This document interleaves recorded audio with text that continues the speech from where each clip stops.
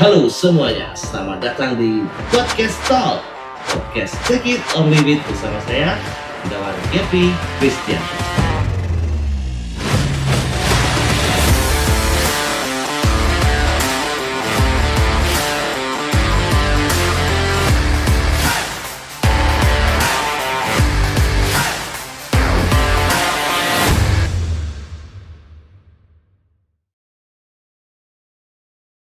Oke, selamat datang di Podcast Talk, podcast pertama tentang wedding fotografi di Indonesia.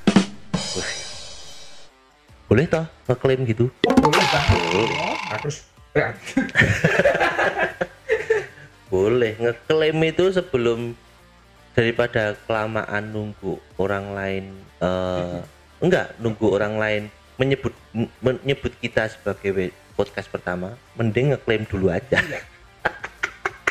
Orang lain tahu duluan. Iya, biar orang lain yang penting heboh sih. Kan gitu di negara ini kan gitu. Iya, yang penting tuh kontroversi dulu. Tapi ye, sama kayak yang mau kita obrolin siang ini. Iya. Tapi jurang lagi. Ya, tapi tepi jurang itu ini sih seru buat diobrolin, cuman ngeri. Ya. Ngeri. Kita akan ngobrolin tentang fotografer dan makeup artis dalam judul Teng-teng. fotografer hamba MUA.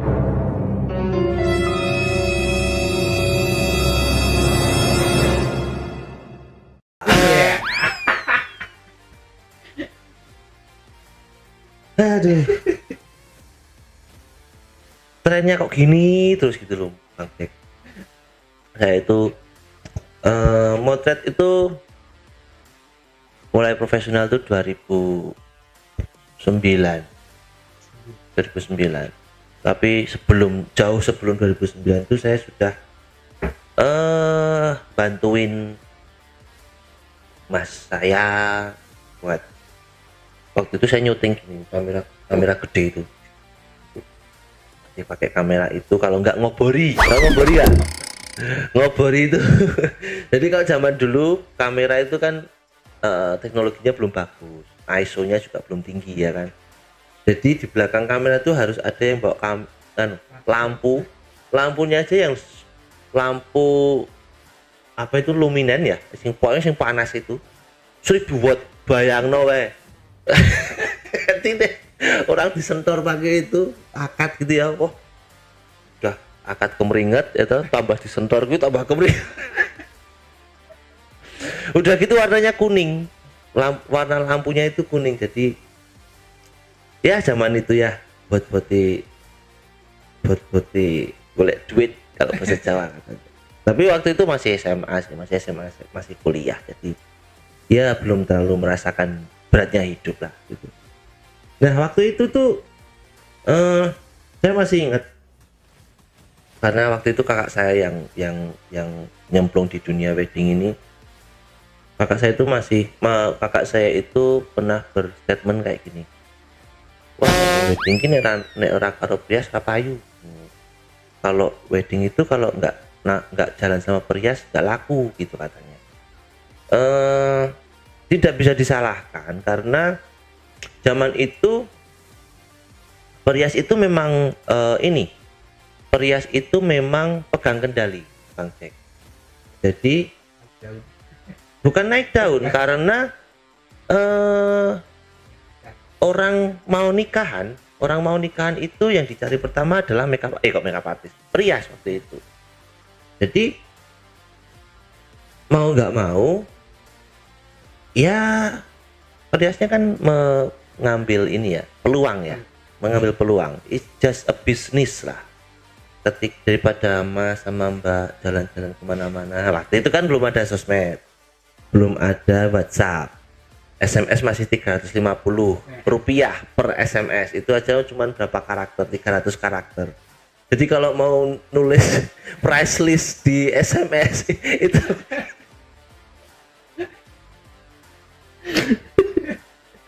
maaf Mbak, boleh minta price list dekorasi SMS di dengan list 300. Nah, vendornya yang bingung mau balas price list mau balas pakai price list itu karakternya kan banyak banget.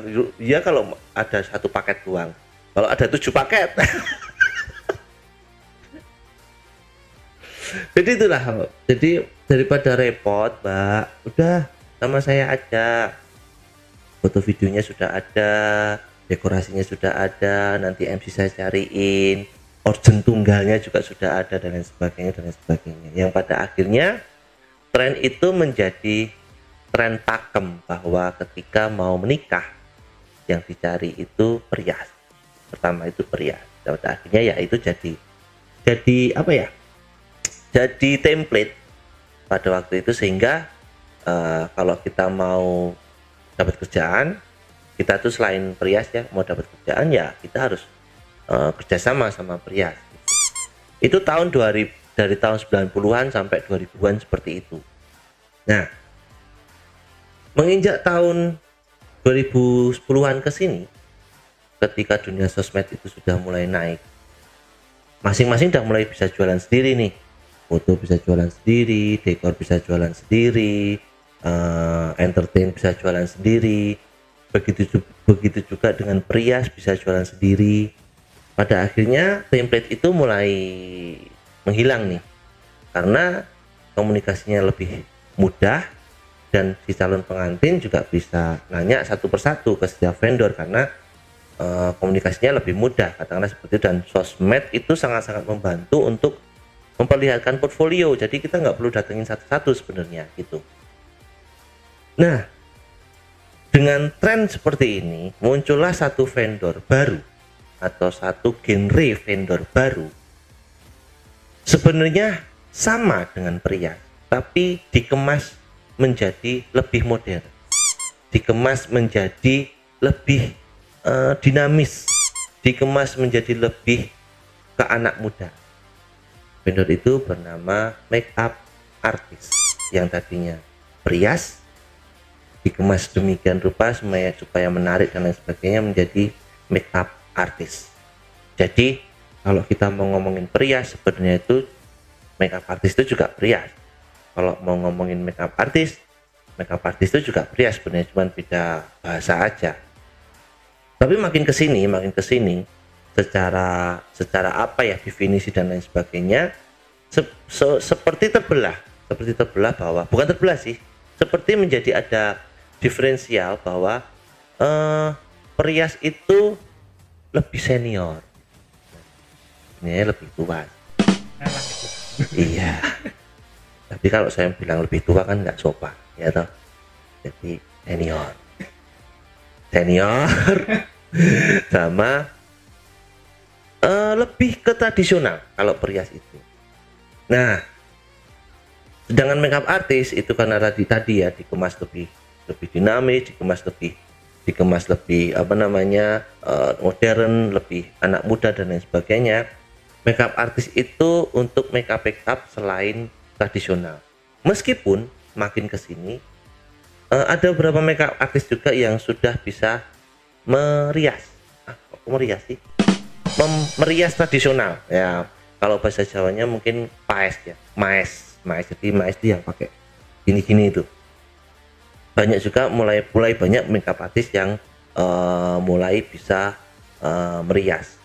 Dan apakah makeup artist dan perias itu pada akhirnya menjadi sama lagi? Monggo, terserah.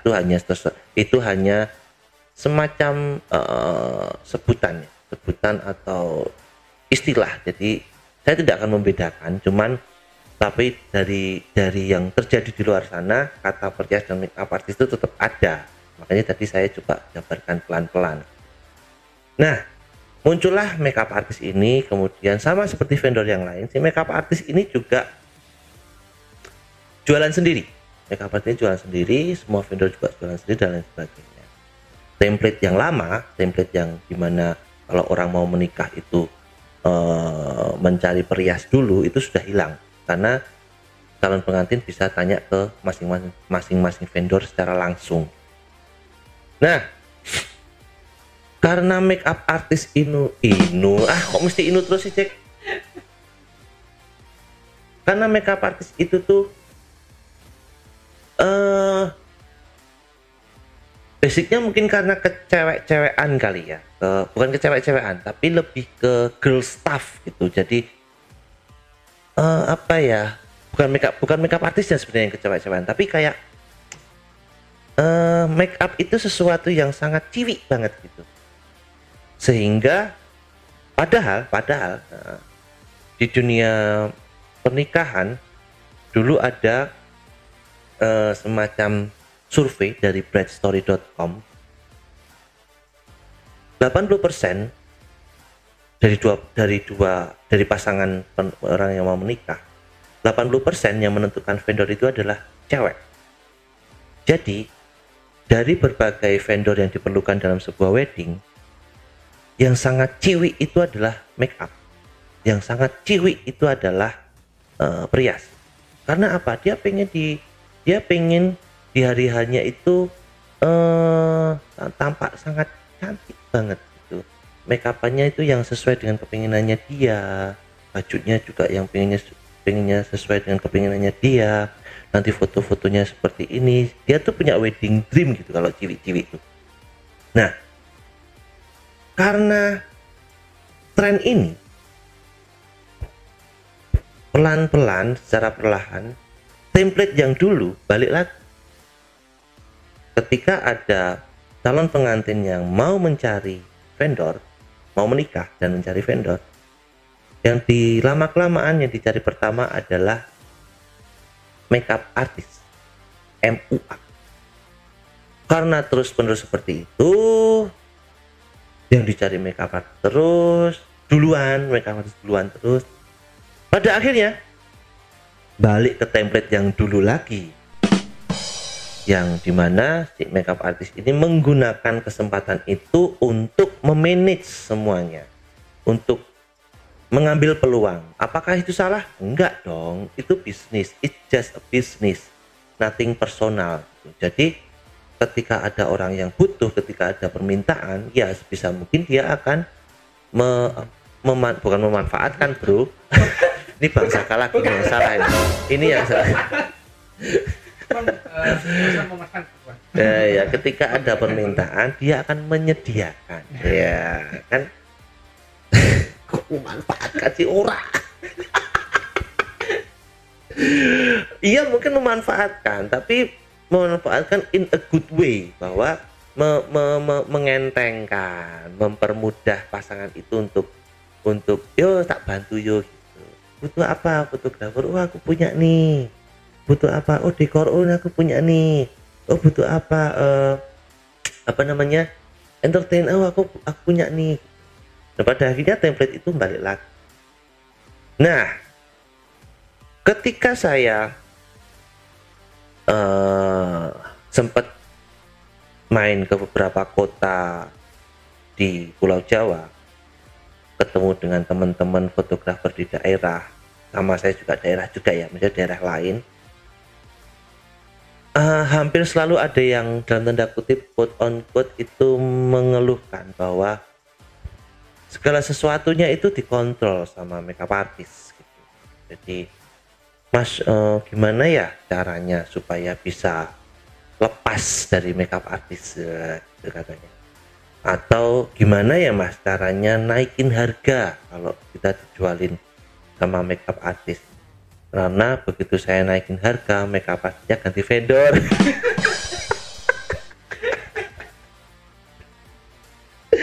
Atau gimana ya Mas kalau biar kita tuh lebih dihargai di mata makeup artist dan lain sebagainya. Pertanyaan itu banyak banget, dari nggak cuma di satu kota tapi di beberapa kota juga. Saya tidak tahu apakah fenomena ini terjadi juga di Kota Magelang, saya tidak tahu. Tapi kebetulan ketika saya main ke beberapa kota di Jawa, teman-teman di sana bercerita tentang itu. Dan setelah saya menyadari itu banyak terjadi di beberapa kota, saya kok mengambil kesimpulan seperti ini. Sebenarnya kalau hal itu benar-benar terjadi ya, yang apa yang dilakukan sama makeup artist itu sebenarnya tidak ada yang salah, karena itu hanya bisnis. Karena dia hanya mencoba memanfaatkan peluang yang ada di depan dia untuk memenuhi kebutuhan si klien kan. Jadi ketika ada klien datang ke dia butuh foto, ya si makeup artisnya akan menawarkan foto. Apa yang salah? Nggak ada yang salah. Orang itu menawarkan foto kok, menawarkan jasa kok. Tapi kan dia makeup artis, Mas. Masa menawarkan foto? Ya, apa yang salah? Kita cuman ketika ada orang datang ke sini pun, meskipun kita jualan foto sama video, ketika dia nanya entertain, kita juga akan nawarin entertain kok. Ini kenalan kita ini yang ini jazz, yang ini pop, yang ini segala macam. Ketika butuh dekor, kita juga nawarin teman-teman kita yang mainan dekor kok. Apa yang salah? Apa yang beda dengan yang lain? Nggak ada yang masalah kan? It's just a business gitu loh, maksudnya. Apa yang dilakukan makeup artist ketika menjualkan jasa kita ke klien itu sebenarnya nggak ada yang salah. Tapi terus kalau misalnya nggak ada yang salah, apa yang dikeluhkan sama teman-teman gitu kan? Pertanyaannya kan seperti itu. Banyak kemungkinan itu karena harga yang terlalu rendah, katanya seperti itu. Harganya terlalu rendah, terus yaitu ketika harganya dinaikin dikit, ganti ke vendor lain, yang artinya dia bakal kehilangan pekerjaan seperti itu. Jadi kayak semacam mati hidupnya itu ada di makeup artist gitu, di fotografer ini. Kemungkinan di situ deh salahnya. Kemungkinan di situ deh yang perlu kita review, bahwa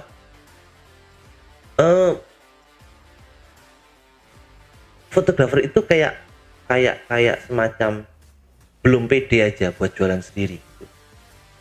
Tidak semuanya. Saya disclaimer dulu, tidak semuanya. Tapi ada beberapa teman-teman yang fotografer itu belum pede buat jualan sendiri. Jadi dia masih dompleng ke vendor yang lain. Dalam hal ini mungkin makeup artist. Kemudian karena belum pede jualan sendiri, jadi dia melakukan apa saja untuk mendapatkan pekerjaan dari makeup artist gitu. Nah, di sini mungkin baru terjadi konflik. Konflik dalam arti, harganya harusnya segini sama si makeup artistnya jadi segini atau dipotong segini atau segala macam.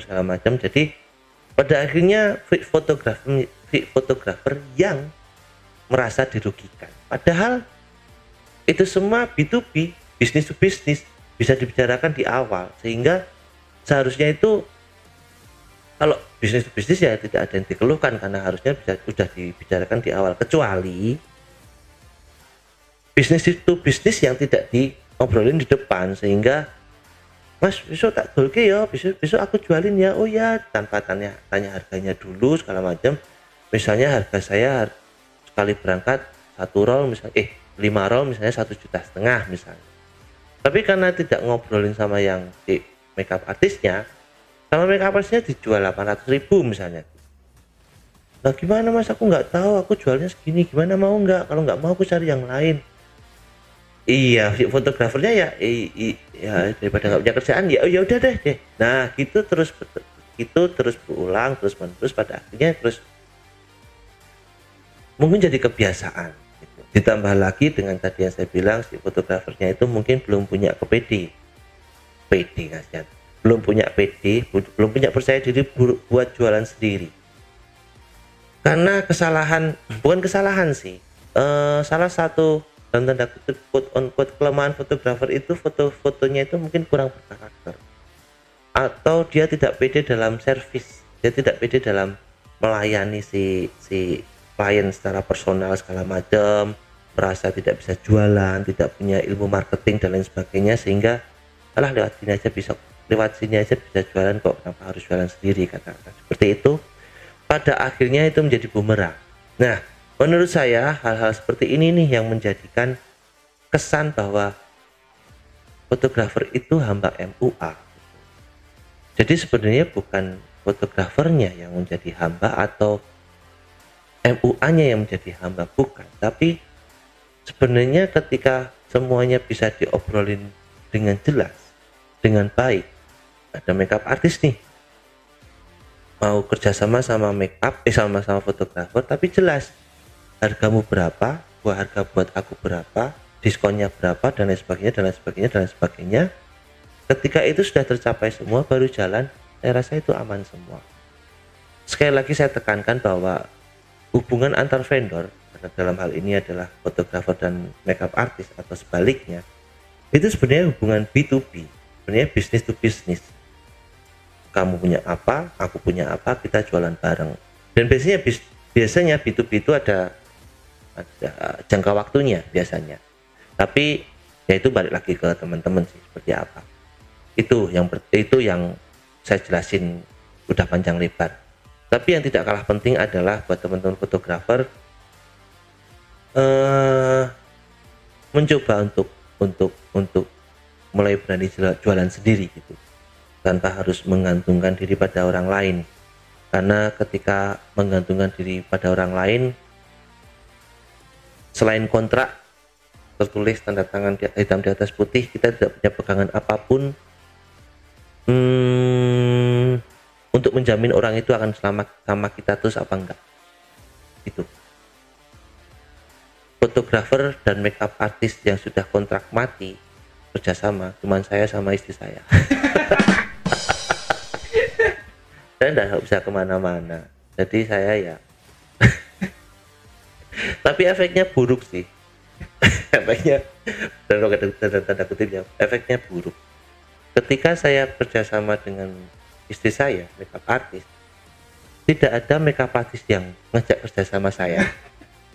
Tidak ada fotografer yang ngajak kerjasama istri saya. Jadi ya mau nggak mau, saya sama istri sudah kontrak mati, harus mau nggak mau makeup artisnya harus gitu. Padahal enggak, maksudnya saya itu bisa kerja sama makeup artist yang lain. Puri pun juga bisa kerja dengan fotografer yang lain. Lebih sering Puri kerja sama fotografer yang lain daripada saya kerja dengan makeup artist yang lain gitu. Padahal bisa aja kayak gitu, dan beberapa kali saya juga pernah. Cuman mungkin karena karena sudah kontrak mati, jadi orang melihatnya Mas Gebi itu pasti sama Mbak Pui, kalau Mbak Pui itu pasti sama Mas Gebian gitu. Itu topik kita hari ini tentang fotografer hamba MUA. Jadi apakah benar fotografer itu hamba MUA atau tidak, itu kembali ke teman-teman semuanya. Kembali ke, saya bukannya membela makeup artist atau membela fotografernya ya, tapi saya lebih melihat tengah-tengahnya bahwa apa yang dilakukan makeup artist itu it's just business. Ada peluang, ada peluang cuan, dan dia menggunakan kesempatan itu untuk membantu kliennya. It's just a business, nggak ada nothing personal gitu. Nah, kalau dilihat dari sisi fotografernya, kalau Anda telah merasa pede dengan jualan sendiri, ya tetap kerja sama makeup artist, tapi jangan gantungin sama makeup artist, jangan gantungin sama perias, jangan gantungin sama dekor, jangan gantungin sama yang lain. Kerja sendiri, branding sendiri, bikin iklan sendiri, bikin gimmick sendiri, segala macam dan lain sebagainya. Saya percaya teman-teman fotografer itu bisa. Jadi setiap keluhan seperti ini tuh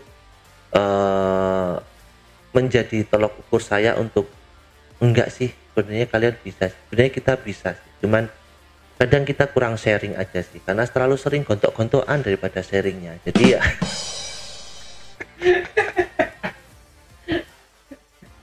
ayolah sharing lah, kita tuh selalu kita bisa kok, maksudnya tuh membuat industri ini tuh lebih baik lagi. Karena apa? Industri wedding itu cuman bolak-balik, cuman muter gitu aja, kayak tadi yang saya bilang. Aku mau bilang kasus tapi kok aneh ya, peristiwa fenomena ini fenomena ini itu sudah terjadi di tahun 90 sampai 2000-an ketika Prias itu menjadi pintu masuk pengantin gitu. Setelah beberapa tahun template itu mulai menghilang, sekarang make up artis yang seperti itu. Jadi kan itu cuma looping aja, tinggal kita menyesuaikan aja sebenarnya. Cuman permasalahannya bukan permasalahannya sih, tinggal kita mau beradaptasi atau enggak. Itu aja sebenarnya. Itu sama seperti sebelum-sebelumnya. Kalau teman-teman setuju silahkan komen, kalau teman-teman tidak setuju silahkan komen setujunya apa, tidak setujunya apa. Dan untuk mengimbangi informasi aja, untuk mengimbangi beberapa opini yang sudah saya lontarkan di beberapa episode ini, mungkin ke depan saya akan mengajak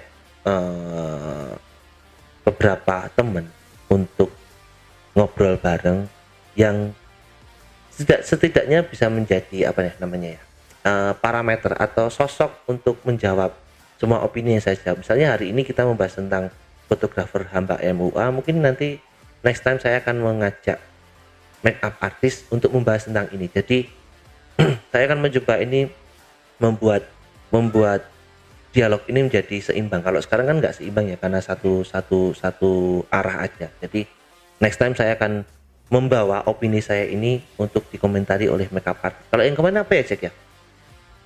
Freelance juga gitu. Freelance saya akan ngajak satu freelance, kemudian saya lemparkan ke dia, aku kemarin bikin opini seperti ini nih, menurutmu seperti apa? Jadi nanti akan ada timbal balik dan semoga ini semua akan menjadi dialog yang baik dan memperbaiki semuanya. Oke, selamat siang, selamat malam, selamat pagi, saya Raun Kepi Kristianto. Ciao.